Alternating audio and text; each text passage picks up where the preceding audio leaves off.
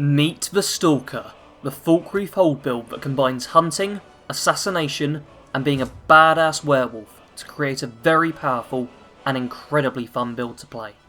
Make sure to subscribe to the channel if you're new here, so you can watch all of the great builds that I'm uploading. The Stalker was raised in Valenwood and taught about the sanctity of all life. She learned that all life was precious, be it fauna or flora, and that it should be protected. These beliefs stayed with her when she left Valenwood and started to travel Tamriel. Wherever she went, she made sure to not harm any living creature or plant, and walked the world peacefully. After several years, she eventually came to Cyrodiil and was greeted with her first sightings of war. She was stood atop a hill and looked down to see a battleground strewn with both Thalmor and Imperial corpses. This devastated her, and she couldn't understand how so many lives could be wasted at one time. Venturing further into Cyrodiil, she speaks to anyone she encounters and asks them about the war. The Stalker begins to learn about the Great War and the horrors it is causing for the inhabitants of Tamriel. When the White Gold Concordant is signed, she sees it as the best thing that could have happened, as it will stop such a large number of people dying. But of course this doesn't bring an end to all war. She then joins up with a group of travelling monks and spends several years with them to live a peaceful life and help spread a message of peace to others.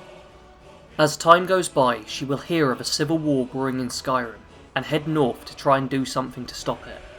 She was unable to have any effect on the Great War, and regret weighs heavy in her heart for all of the lives that she couldn't save. When she reaches Skyrim, she will of course run into the ambush of Ulfric Stormcloak, and seeing the two sides fighting will anger her. Seeking a way to stop the fighting with the least loss of life, she will listen out for any rumours that can help, and eventually hears whispers that the Emperor will be heading to Skyrim. She believes that by removing the Emperor, the war will end and innocent lives will be spared. But to do this, she has to renounce her peaceful way of life, and instead start working for the infamous Dark Brotherhood. She will live in Falkreath for all the time she is in Skyrim, as the graveyard there acts as a constant reminder of why she must do what she does. Every life she takes will save countless others, and reduce the number of graves being filled. The main skills for this build are Archery and Sneak. Archery is going to increase the amount of damage you deal, and also give you the ability to slow down time whilst aiming, helping to ensure all of your shots are on target. Sneak is also going to increase your damage by giving you a 3 times damage bonus on ranged sneak attacks. It's also going to keep you hidden, making it easier to chain sneak attacks. The additional skills are Conjuration, Alchemy, and Light Armour. Conjuration will be used to summon your bound bow. You'll want to get all the perks that improve bound weapons, and you may also want to get the Adept Conjuration perk to halve the cost of casting it. Alchemy, like all the crafting perks, can be incredibly powerful if maxed, but for this build you won't need to worry about grinding it too much. Instead, just craft potions to give you small boosts and make things a bit easier. Make poisons to deal additional damage to tougher enemies, and craft fortify potions to boost your archery damage, help you sneak, or increase the duration of the bound bow. Light armour is here just to give you a bit more defense. This build is a bit of a glass cannon, but having a couple of perks in this tree can be the difference between life and death in many situations. Although not included as a skill for this build, you may also want to train up Illusion in order to get the Quiet Casting perk. This will make casting the bound bow completely silent, helping to make you even stealthier. At the start of the game, you will want to put all of your level ups into Magicka in order to have enough to cast the bound bow. Once you can safely cast this, you will then want to put about 70% of your levels into Stamina and the other 30% into Health. Stamina will help with moving around and steadying your bow for sniper shots, and the Health is needed just for a bit of survivability. It's worth noting that Falkreath has a shrine to Archay, which you can pray at for an additional 25 points of health. When playing this build, I recommend using the Serpent Stone. It gives you a quick way to paralyse enemies who get too close, letting you move away or giving you time to transform. Your close combat form will be as a werewolf. This will give you a vastly different way to deal with enemies, and also provides a great way to travel. Don't forget that if you are playing the Special Edition, you can also level up your beast form to make it more powerful.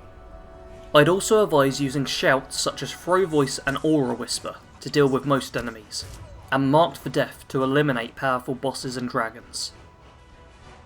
This build shouldn't be carrying anything in the weapons part of the inventory. Instead, you will be using the bound bow as your main form of attack. This bound weapon is very powerful and will deal with most enemies with ease. Once you get the bound weapon perks, it will also have the soul trap effect and be able to banish Daedra. You can also transform into a werewolf and use your claws and teeth to deal with enemies if you ever need to. I found this most useful when dealing with enemies that were using shock magic. Even if your magicka is depleted, you still have an alternative way of fighting. The Stalker will be wearing Savior's Hide, Hircine's Ring, Kind's Token, and leather boots and braces. Savior's Hide and Hircine's Ring can both be gained by completing the quest Ill Met by Moonlight. You will want to first of all sign with Sinding and kill all of the hunters. When you leave the cave, you will be given Hircine's Ring, which will provide you additional werewolf transformations. Then head back into the cave, kill Sinding, and then skin him to gain his hide. If you only want to side with one of them, then kill Sinding instead, as the ring itself isn't all that great to have. The hide provides you with 50% poison resistance and 15% magic resistance. To get Kind's Token, simply head to Froki's Shack and complete his quest. This unique item will give you plus 5% bow damage and reduces damage taken from animals by 10%. The main faction of this build will be the Dark Brotherhood. Although the Stalker is morally good, she will join with them as she views ending one life to save many the best course of action to take. She will live with the horror of having to kill if it means she is working for the greater good. She will also be joining the Companions. They will teach her that there are people in the world who seek to protect others, and help her feel better about the path she has chosen. Due to their aggressive nature, she will never truly fit in with them, but she will at least stay with them long enough to be granted the gift of beast blood. The Stalker will travel alone. She doesn't want to risk the lives of others by having them travel with her to dangerous locations. In addition, she is ashamed of most of the actions she will take, so doesn't want anyone to witness her making the choices that she does. In terms of gameplay, it is simply far easier to remain hidden if you don't have a companion with you. This character is primarily a stealth archer. Stay hidden and snipe off your targets from a safe range. If you do have to fight up close, you can always transform into a werewolf to be more powerful, but keep in mind you will lose the option of stealth whilst in beast form. In terms of role-playing, try to avoid killing wherever you can. Although this isn't a pacifist build, the Stalker is trying to save lives, not needlessly take them. Before you kill someone, think about if that person you are targeting is a threat. If you want to take the role-playing even further, then extend this point to alchemy.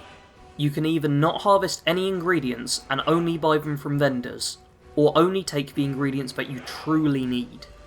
This option also stops a ton of ingredients from weighing you down as you travel, something that I overlook far too often when playing.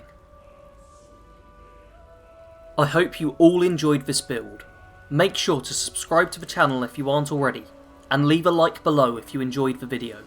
Liking and subscribing help out the channel more than you can imagine. Without them, I would have stopped making videos months ago, but as they increase, so too do the quality of my videos and the variety of content on my channel. In addition, please comment below with your thoughts on the build or on what direction you would like the channel to take in the future. Don't worry, I'm going to still be making builds as my main channel content, but I want to start getting out more videos that move away from the build content, but I want to make sure that it's content you guys will enjoy. So let me know what videos you want to see. As always, thank you for watching, and if you want to keep on watching, then click on one of the links on screen now. They're both great videos, and I'm sure that you will enjoy them.